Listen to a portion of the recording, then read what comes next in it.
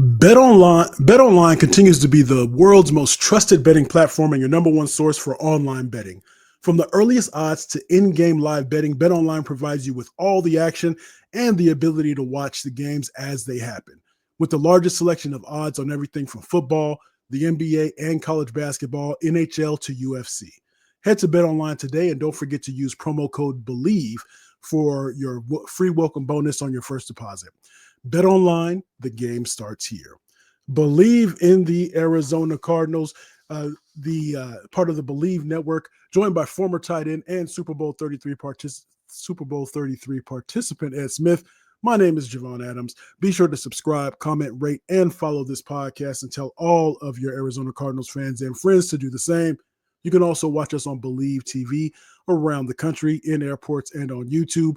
Read the top Bleav stories at si.com and follow us across all our Bleav socials. Bleav in the Arizona Cardinals. What is good, Ed Smith? Hey, man, you got tired of me whooping up on you with all this intellectual knowledge, so you brought somebody to help you out. I appreciate that. I like it. Oh man, we do this thing a couple times a week. The first podcast of the week, we look back on the game that was and reflect on it. The second podcast of the week, we look ahead to the upcoming opponent. And so we have a special guest. We do that from time to time. And so this one is when we talk about your Arizona Cardinals fans. No, there was no one that fits that bill better than my son, Kendrick Adams. Welcome to the podcast, son. How you doing? Hello. How y'all doing? Doing good. Doing good. Great to have you on, man.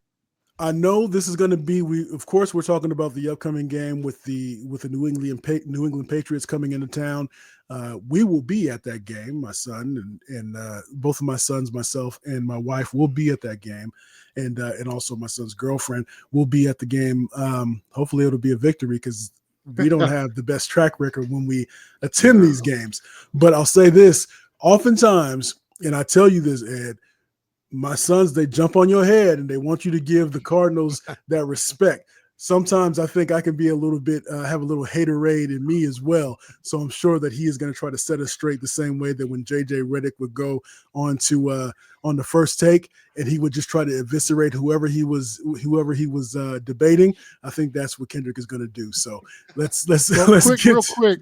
Yeah, what's up? Quick before we get into the matchup here, I'd like to get Kendrick's thoughts on how the season has gone because it has been a little bit of roller coaster. You know, you slow start, you break out, you win 4, now you're 3 in the hole.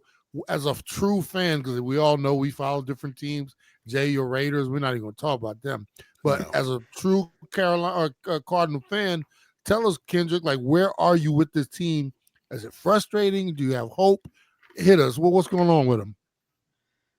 I would have to say, if you told me at the beginning of the season we'd be 6-7, I would probably be more optimistic than I am right now. If you just told me the end result and not the journey, but if you look at how it's happened, it's been very confusing.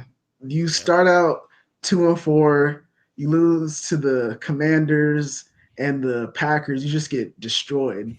And it looks like, okay, this is the team from last year. And then they start winning. They win the close games first, which is something that we didn't really expect. We didn't see that at all last year. We lost all the close games last year. And then we blow out a couple teams in the Bears and the Jets. And at the time, the Bears stock was at a high. So you're thinking, okay, the Cardinals are doing something here. They just beat the Dolphins. Tua came back. He saw the offense.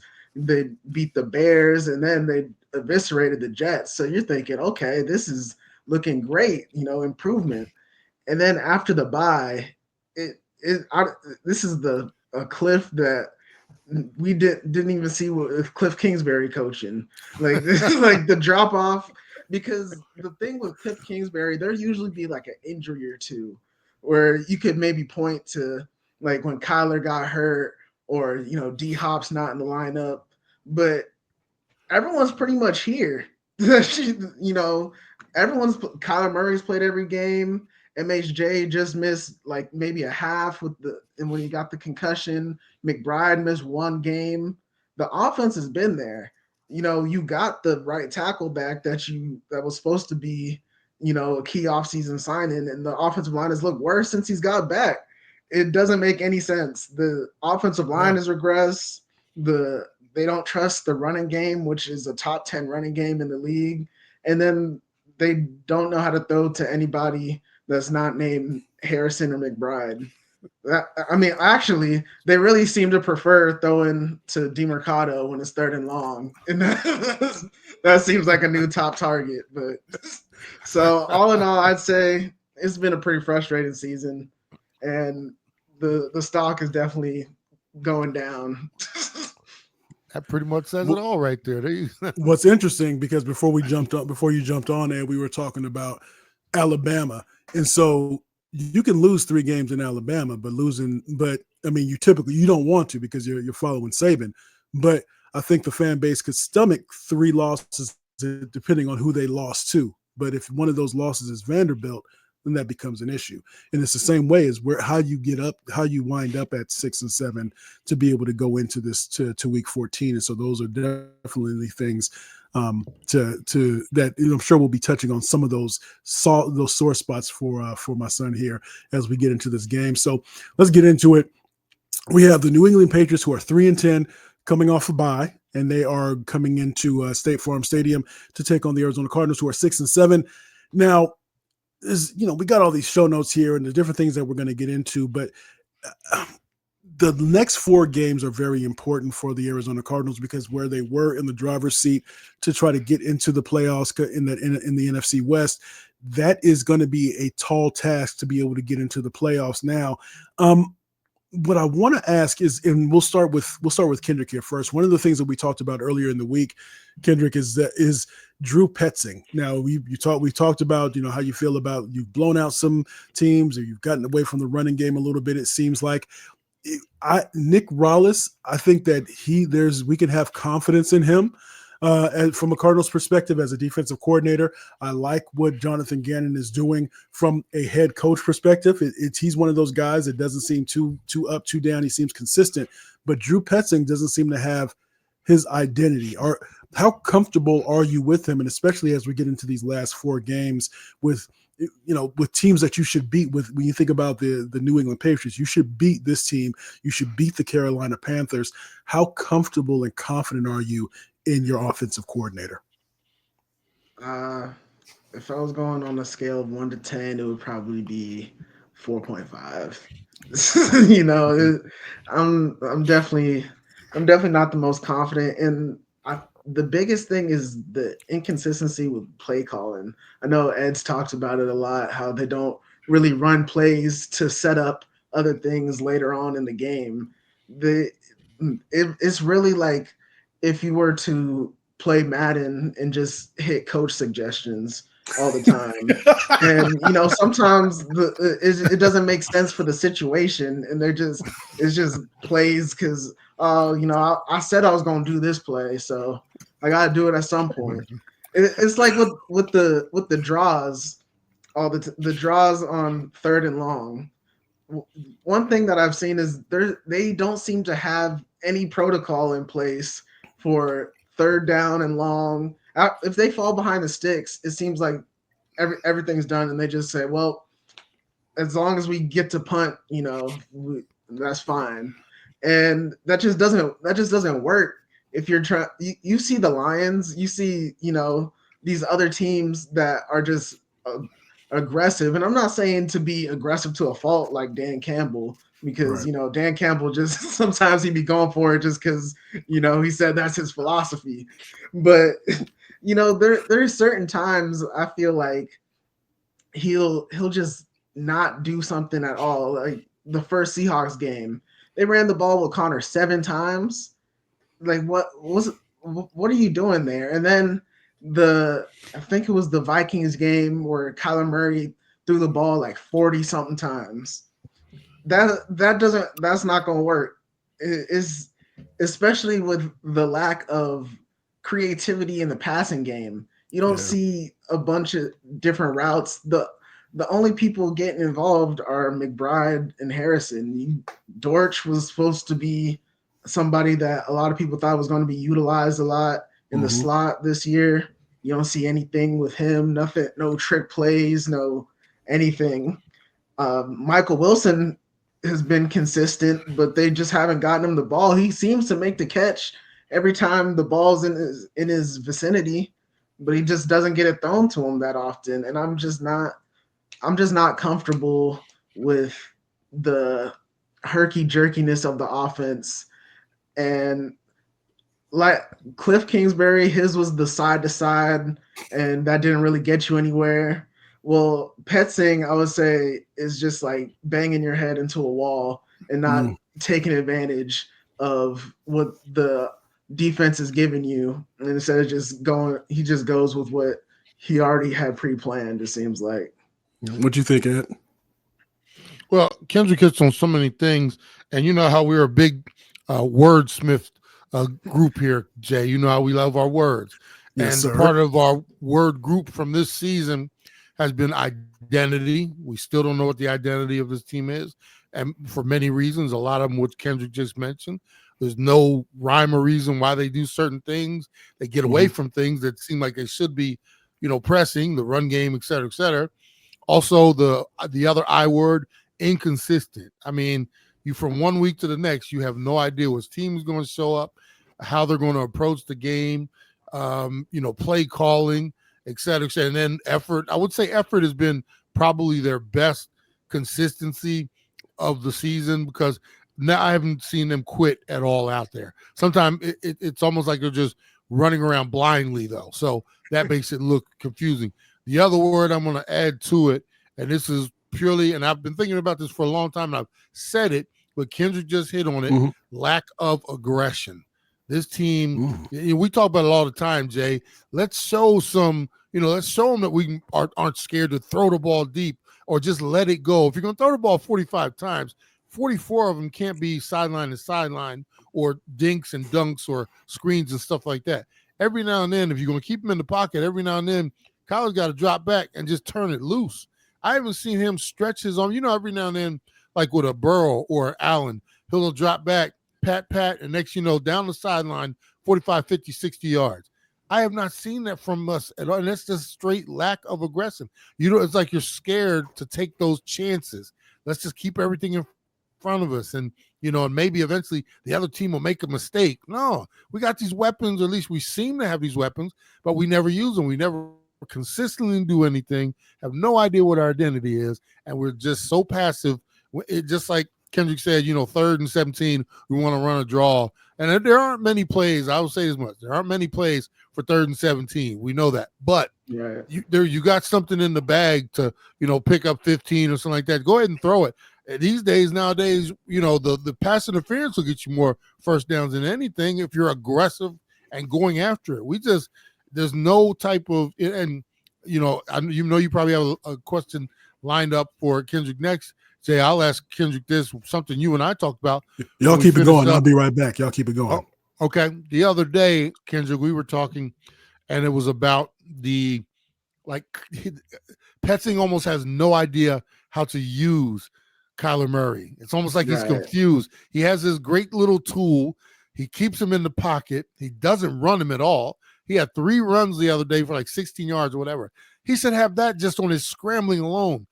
So do you see an issue? Is it Kyler or is it Petzing in terms of what are we going to do with this quarterback? You got all these weapons that you should have this quarterback, and it's like he doesn't. You get a sense sometime that Petzing has no idea what to do with Murray? Yeah, I feel like there's a lot of times like for one, the play actions, I feel like need to be incorporated more. You see it a lot with like the Rams. The Rams are really big with the play action. There's not a lot of motion. I think it was a couple games ago where one of the announcers talked about the Cardinals are like bottom 5 in pre-snap motion. So they don't do a lot of that. That can really help diagnose what the defense is doing. See if they're in man zone, what type of who's dropping where. There's not a lot of things to get a pre-snap read, which would make it easier for Kyler. There's not a lot of him getting out on the edge because, he's super fast, and if you give him the option to run or pass with less people in front of him. I mean, we've seen what he does. He knows he's scoring from the 40-yard line. We've seen it twice this season against the Chargers, against the 49ers. He knew he was gone. He made one person miss, and he knew it was done. But he's very rarely on the outside, and when he's usually on the outside, it works. I would say maybe a couple times, specifically against the Seahawks, really, where they had some of those plays scouted. But most of the time, when he's on the outside, he can make one guy miss and get at least 5 yards. And I just feel like they're not utilizing at least like RPOs.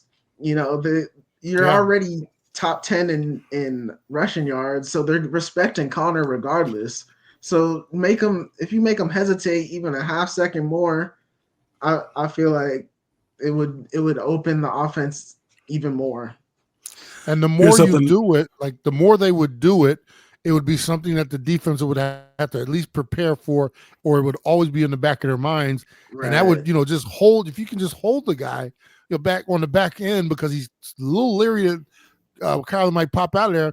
That's one less guy that the running back has to deal with as well. Yeah. There's so many cause and effects, but like you said, it's no motion, no this, no that, and just bad sometimes. It's before we get on, because this is Bleav in the Arizona Cardinals with Ed Smith and Javon Adams, presented by Bet Online. Got Kendrick Adams joining us. It reminds me, and Kendrick will laugh at this when I say this, I used to coach his youth basketball, and so I was I did all right. We won some games, but it was youth basketball, right? And so there was a time when they came to me when he was in middle school, and they said, Mr. Adams, we want you. Can you coach a little bit more of a competitive league? So we had the first game, we got blown out. And so that's like Betsing last season. You did some all right stuff. We felt good. You won 4 games. You did all right. So this season, some of these games you get blown out, right? You get blown out. And then what I did was I came home and I went, and Kendrick saw me. I was printing stuff out and I was drawing up plays, because they don't care about doing triple threat position when you're trying to play like AAU style teams. We ain't tripping. We don't care about triple threat. We trying to get these victories. And so, we won some games. We did all right, but the way in which I approached it was much different, which is like when you have these weapons, when you're talking about with Drew Petzing, and you're trying to, and you need to set some plays up, and you need to see what the defense is showing you to be able to take the next step to utilize and be able to coach up talent such as like a Marvin Harrison Jr. and take advantage of some of the speed that you have. So that's what it makes me think of. But so let's get to this though. But so that with the New England Patriots coming in, and I would be very scared. It reminds me of so many, we talked about me being a fan of the Raiders, a fan of the Lakers. It makes me scary when I see some teams on the schedule. The New England Patriots would scare me just because of this, because that you should win this game. They're 3-10, but if you look at a lot of the stats, they're not that far off from one another, which is also something that is a little bit scary. But just over the last 4 games, because as Ed likes to always talk about, we break the season down into quarters. And so if we look at the most recent quarter of the season, Patriots are 1-3. Offense averaged 20 points a game over those the last 4 games, 22.5. They've given up 22.5 in terms of on the defensive side of the ball. There could be an opportunity there for the Cardinals, but then conversely, the Cardinals over the last 4 games, they've averaged 19.25 points per game. So of course there's a disparity there, but the defense, which has been kind of that bright spot, they've given up only 18.75 points per game. But there was a game in there where the New England Patriots, they had 200 yards rushing that were compiled by 3 different players, one of those being rookie Derek Maye. But I'm curious what your thoughts are as we start to kind of get into the nuts and bolts of this. And oftentimes, Kendrick, as you know, we start to break down what do the Cardinals need to do in order to win this game. So I'll start with you, Ed, in terms of what can the Cardinals do to win this game, because it was surprising to me, and I didn't know this, and we should have known this because it's Bleav in the Arizona Cardinals, but that Trey McBride does not have a touchdown this season, but he is so integral. He is the security blanket for Kyler Murray, but hasn't seen the end zone. But so I'll start with you, Ed. What do the Cardinals need to do to win this game when it seems like they're almost looking like mirror images of themselves a lot, oftentimes, in kind of what we see here?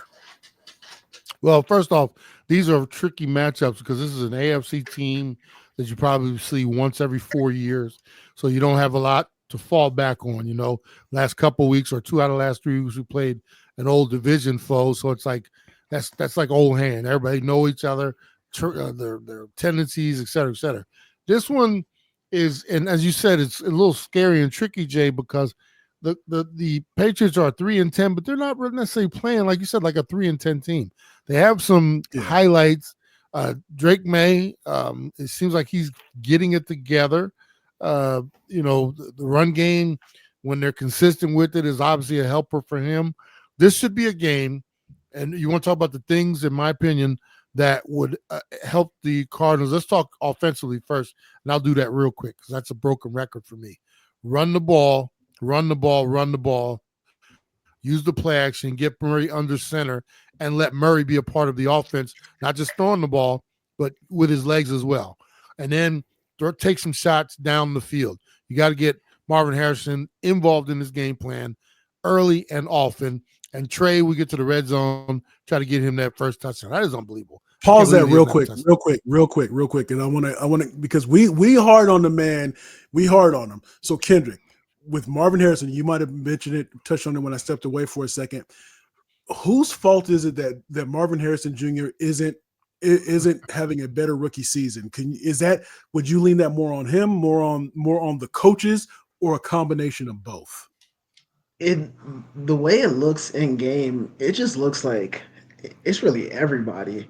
Like it looks like part Marvin Harrison and Kyler Murray are just off on certain throws. I think there was like a back shoulder throw last game where if Marvin Harrison would have turned around for the back shoulder, it would have been there, but he didn't see it. And that might be just partially because, he's a rookie. So, those things take time. But then also they're not like giving him those easy opportunities. They're not giving him those layups that can start him going. When Larry Fitzgerald had his catch record going on, they would always get him that, his catches, and they would always give him one that was real easy, real quick, whether it was a screen, slant, something like that, real early in the game, as if to, get it over with. But you can do that with your best players to get them started in the game early, because the more you wait, the less rhythm they'll be in.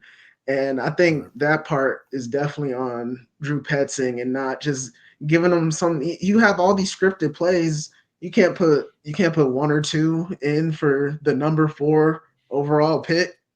Someone that you put all this effort into. I just feel like it's something that it won't even take away from the offense. It's not like you're force feeding it to some dude who's just some random guy. Is someone that you Bleav has a lot of talent. So I feel like I would put it 60-40, 60% on Drew Petzing and not trying to get him involved, and then 40% on the connection with him and Kyler. Cool, thank you. My bad, Ed. Yeah, I had to get because I know he was going to speak his piece. So go ahead. Yeah, no, that's perfect. And I'll be out right here defensively, because I told you what they should do offensively. Defensively, you have a rookie quarterback coming in here. He does not have a whole bunch of weapons. And this is where you open up a can of whoop, up on him. I said the same thing when Jaden came in here earlier in the season. You don't let a rookie quarterback come in here and get comfortable, then all of a sudden just start picking you apart. I know it's later in the season. He's not necessarily a rookie anymore, but he didn't start the season. He sat behind your boy for a few games. He's still getting his feet wet.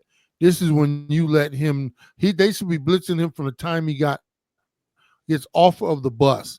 I mean, when he finally gets on the bus the night after this game, he should be, shaking. Anybody walk up behind him. I mean, he's just, he should be serious. You don't let it. So that is my thing. First of all, you got to stop the run game, and then you got to blast him early and often. And then with those two combinations of things, you take care of special teams, make the field goals, et cetera, we should win this game. This is one that we'll get to our score picks here shortly, but this is one that the Cardinals, you lose this one. All right. So, hey, Ed, if you can, because you probably already have it, do you have the Bet Online odds on that one? If you can grab that one. But so Kendrick, so having said that, and I'm surprised that Ed didn't say it, but he says it, he might say it at one point in time, but where he talks about the height of one Kyler Murray. But anyway, so what do the Cardinals have to do to win this game? Honestly, the defense, if we just take out the Seahawks game, I don't put too much of that on the defense. But honestly, just keep doing what they're doing on the defense. You've seen them, from the Chargers game on, just shut down opponents' passing games, really. The Herbert, when the Chargers were here, he had all those yards and no touchdowns. Right. Caleb Williams, I think they had maybe one touchdown, but really the wide receivers weren't really a factor. The Jets, Devontae Adams and Garrett Wilson were locked down. The first game with the Seahawks, the wide receivers weren't really a factor. Yeah. Justin Jefferson didn't get going in the Vikings game till the end. So we see that they can do things in the passing game.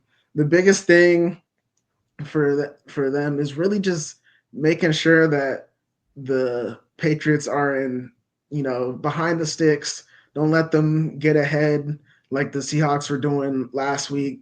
The Seahawks were in like second and 5 and less pretty often. They didn't have to stress about those third downs. By the time it got to third down, 3rd and 1, 3rd and 2, okay, we can get that. So I think the biggest thing for the defense is just keeping them behind the sticks, so you can come after them like they did against Aaron Rodgers, and how they did against Geno Smith. Even they're coming, not this last game, because they weren't really effective in this last one, but the first game. Yeah. And for the offense, you gotta keep giving it to James Conner. Unless Petzing has a change of heart and feels like throwing the ball down the field, you might just keep giving it to Conner and let the offensive line lean on the Patriots. Their run defense isn't that good. It's not top tier, and the Cardinals just don't give up on the run. That's the biggest thing. Like they did the first game with the Seahawks, and it just, you got to keep the drives going. Help out the defense. Don't have those 3 and outs. And for Kyler, he's got to stop with the interceptions. Yeah. Some of these interceptions were just terrible. That second one down the field, the dude was open. He got antsy in the pocket, and I feel like that's a product of the offensive line these last couple weeks. They've been shakier than they were at the beginning, so I think it's thrown him off, and now he's more antsy inside the pocket. He's not as confident as he was before the bye, and now he's just he's like what Ed saying, the chuck and duck. Yeah, that and you saw it for real in the Vikings game. It was, he threw it, he didn't even see where the ball went. He did a pirouette, bro. Yeah, he didn't even see where the ball went. And yeah. I love Kyler Murray. I'm a big Kyler Murray defender, but some things you can't even defend as a big fan. It was just rough. Those 2 interceptions, they were the reason why they lost. They got the field, they flipped the field like that, and the game fell over last week in the first half. So you can't let that happen again, especially not against a team that you're supposed to beat. But we know how the Cardinals are when they play teams they're supposed to beat. Let me ask you this, because you mentioned this in the beginning of the pod, is that with the changes to the offensive line, so with Jonah Williams being inserted back into the starting lineup, do you think things like that, because you played, I mean, obviously Ed, you played on the highest level, Kendrick, you played in youth football, you played in high school, do things like that where even if you have somebody who was supposed to be slated as your starter goes out and then comes back after injury, coming back from injury, and you seem to be, his replacement seems to be doing well. Can that really mess up what you have going on there? I'll start with you, Kendrick, and then go to you, Ed. I think it can. It definitely, especially if you're in a groove. It's one thing if the person is shaky and you're saying, all right, whenever they get back, we're putting them in immediately. But it wasn't like the offensive line was doing fine. It's like kind of like how it's been with Chad Ryland and Matt Prater. Yeah. Before these last couple weeks where he's missed some field goals, you're saying, let's just ride the hot hand. I know they do that a lot in baseball. They don't want to take out the person when they're hot because you want to ride it, till the legs fall off. And I don't see the harm in them doing that. I just feel like it, and he did play good in that first game, but he was really out there for what, a half. So the offense has been with Calvin Beachum for pretty much the whole season. So it could, that late into the season, it definitely affected the offensive line. And I think it might be like a trust thing, especially with the offensive line. You have to be able to trust the person next to you is going to do their job. And if you haven't been in the trenches with that person for the season, you got to build up that trust. And they already had it with Kelvin. So it might be a trust thing as well. What'd you think, Ed? Well, and I was looking at what was the question again? In terms of the offensive line. So when you have a starter, somebody who was slated to be a starter, then they go out because of injury, and then they're reinserted back in. And during that time in between, the offensive line is doing well. The team seems to be gelling and doing a good job in that person's absence. And they come back in, and you start to see kind of some regression there. Have you seen that, or what do you think of that? Is that the case possibly with the Cardinals and their offensive line? Oh, absolutely. That we always talk about all the time, Jay. An offensive line, those guys need to know each other like nobody else. I mean, they get to work together. You're in the trenches together. You know what your tackle is going to do. You know what the guard is going to do, just without even speaking to each other when it's going really good. And then you take a piece that should have been there all along, and you bring it back in. Have you ever seen like somebody who, somebody where they go out and they get, instead of getting 4 brand new tires, they get 3, right? And you can tell which tire is the one that is the old one, but they're trying to hold on to it. It's still got just a little tread, but the other 4 are brand spanking new and grabbing that ground like you can't imagine. That tire is out of place, and that's what happens. Even if it's got a little tread left on it, when you bring the lineman back in, it's like everything shifts a little bit. Calls are made, because what happens, guys get to making calls, and they know they'll go up to the line and they'll see a front, and before the guard can even say anything, tackle is patting them on the hip, and they're all both on the same page. Now you got a guy coming back in, and he's not as sharp because he hasn't been there the whole time, and he's taking an extra second to look it over, and you might call tag, but he might say Ted because he's unsure, and it throws the whole rhythm of everything off. So Okay. it's definitely a situation where, he could be a better piece coming back in, but because he hasn't been there and doing it the way everybody else has been doing it, it just, it really can throw things off a little bit. And just to let you know, I did grab the paper. Yes, sir. My sheet has Arizona -6. So New England's getting 6 coming in here. And that's 6 points is a lot in the NFL. Yeah. I know, that's man. A lot of points. So basically, they're saying, the bettors, the bookies are saying, y'all need to just destroy that team. Yeah, the 6 points is a lot in the NFL. Are they a 6 point? Would I trust them with 6 points? I don't know. I might have to go to my bet online slip and put something on it. Even though I'd be picking New England to lose. 6 points is a lot to give away. So we'll see. So let's go to it. We'll start with you, Ed. What's your prediction for the score here? Who do you think is going to do? And then I got a question about business decisions for both of y'all after this, because I know y'all both have either seen or been a part of them before. So yeah. This one, even with what I just said about the 6 points, I do think the Cardinals cover here, because I think they've waited too late because they lost those 2 games to Seattle, but now they're in desperation mode, knowing that they can't afford another loss. You got a weaker team coming in here. I think they play well to get that good feeling back. And this is one of those like 27, let's go 26 to 17 or 18 weird score kind of games. But I do see the Cardinals getting off the mat and feeling a little better about themselves. Problem is, they let too much go with this 3-game losing streak. So, they're now no longer in control of their destiny. That doesn't mean you lay down and let other teams come in here and abuse you. So I do think they show some pride and they win this game. It's called 26-18.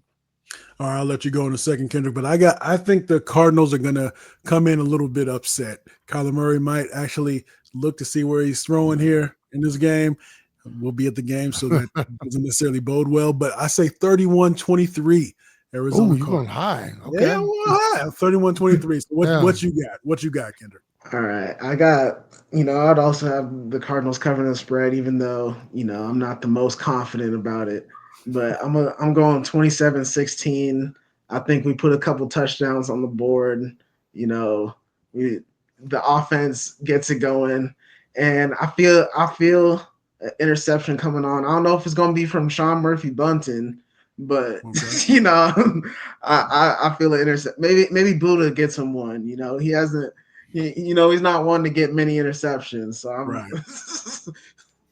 All right. And just so you know, they're going to make us sweat. It's going to be a late cover. It's not going to be an early cover. It's going to be one of those last-minute fluky touchdown late covers. So. Oh, my goodness. So before we head out of here, so if you're listening, this is Bleav in the Arizona Cardinals. He's Ed Smith. I'm Javon Adams, presented by Bet Online. That other voice you hear, that is my son. That is my oldest son. We are so proud of him. He is a nurse. He is doing well in his career, and he is a lifelong Cardinals fan. On so many a birthday or a Sunday has been ruined because the Cardinals did not win, and nobody wanted to go near him because he was very upset. So definitely happy to have him on. So I wanted to ask you this, because you've seen them, Ed. You've seen these. And Kendrick, I know that you've made some of these when you were in high school, business decisions. The only reason why I asked this is because if the Cardinals lose, then we might start seeing some business decisions being made. For those who don't know, a business decision is, I could get that extra 3 yards, but our record is terrible. I'm just going to step out of bounds, or I'm just going to go down.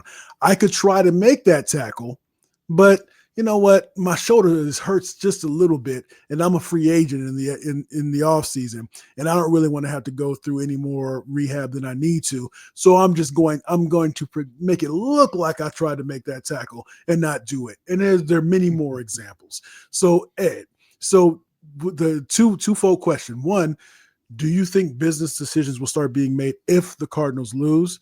I would think no myself, because I think that the culture that they have here is one that you'll still see these players playing hard. They played hard in a very in a worse situation last season, so I think that they'll stay the course in terms of their effort. But the worst case of a business decision that you've ever seen, and do you think the Cardinals will, or if you've made one, or do you think the Cardinals will start making business decisions after? And the same thing goes for you, son, after Ed. Coming back here. You got me, Ed? Okay, I got you. So first of all, I'll answer the question: have I ever made business decisions? Heck yes. My business decision was to play my ass off as hard as I could so I could possibly have a job for next year. So anybody else out there that was making those decisions, the other way, I would fare better than them. Have I seen? I'll ask the other one. You answered it for me. I do not think the Cardinals have that trait in them, because of how well Gannon and the coaching staff has coached them. They look like every game they go out there and give it what they have. We've talked about it. Sometimes they're just overmatched as far as talent. Other times it's just the game plan just stinks. But I can honestly say it looks like they're always out there giving the effort. So I would never say I don't think this is a group that would make business decisions. Have I seen guys make their business decisions? Yes. I've seen guys that will late in the season that know they're probably not coming back for this season, with this organization. Well, might as well get a little money on the way out the door, go down with that fake injury or something like that that'll spill into the off season, especially if it's something that requires surgery or something like that. And then the team have to cut them like on the IR or whatever and give them a settlement or something like that. So, and I've obviously seen guys not tackling and, different things like that. But to the extreme, I've seen guys who had a payment plan in their mind and figured, okay, you going down in the third round. Say it. You going down in the third round, and they go down. And like I said, they trying to get some paper for next year, knowing that they're not going to be there. So, I've seen all type of things, man. All right, what about you, Kendrick? I don't think the Cardinals are going to start. I don't think.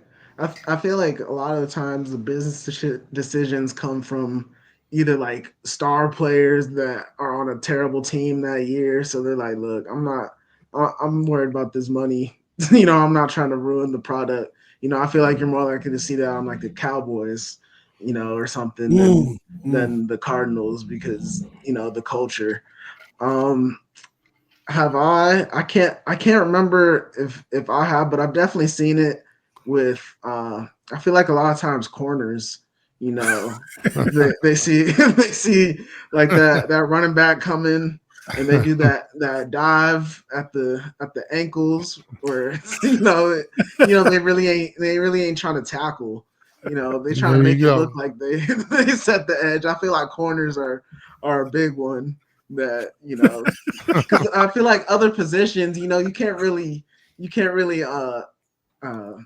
live that down. You can't be a D lineman trying to make a business decision. You can't do that. But you're a corner on the outside.